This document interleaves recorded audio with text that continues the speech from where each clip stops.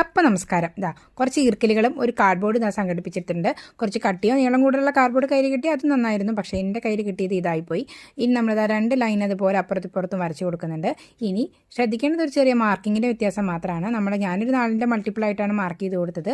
അതായത് 2 ഭാഗത്തും കുത്തുന്ന ഈർക്കലുകൾ ഒരേ ഇൻ്റർവെല്ലായിട്ട് വേണം കുത്താനായിട്ട്. ഇങ്ങനെയും കുത്തി കഴിഞ്ഞാൽ ഈ സംഗതി നടപ്പാവില്ല. അപ്പോൾ നമ്മളിതാ ഈക്വലായിട്ടൊന്ന് മാർക്ക് ചെയ്ത് കൊടുക്കുന്നുണ്ട്.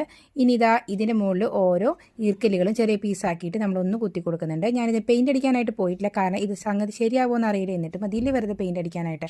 അപ്പോൾ നമ്മുടെ പരീക്ഷണങ്ങളൊക്കെ ഇങ്ങനെ തന്നെയാണ്. എന്തായാലും ചൂലിൻ്റെ കടഭാഗത്തുള്ള കുറച്ച് കട്ടിയുള്ള ഈർക്കലുകൾ തന്നെയാട്ടോ നമ്മൾ കുത്തി കൊടുത്തത്. ഇതല്ലെങ്കിൽ ടൂത്ത് പിക്ക് ആണെങ്കിൽ ഒന്നും കൂടി ബെസ്റ്റ് ആവുമായിരുന്നു. അപ്പോൾ കുറച്ചും കൂടി കനത്തിൽ നിൽക്കായിരുന്നു. അപ്പോൾ ഇത് വെച്ചിട്ട് നമ്മൾ എന്തായാലും ഒന്ന് കുത്തി കൊടുക്കുന്നുണ്ട്. അപ്പോൾ കറക്റ്റായിട്ട് നിന്നിട്ടുണ്ട്. ഇനി ഇതിൻ്റെ മുകളിൽ കുറച്ചും കൂടി വലിയ നീളത്തിലുള്ള ഒരു ഈർക്കൽ കഷ്ണത്തിൻ്റെ മുകളിൽ ഏതെങ്കിലും ഒരു പിക്ചർ നമ്മളൊന്ന് തൂക്കി കൊടുക്കാൻ പോവാണ്.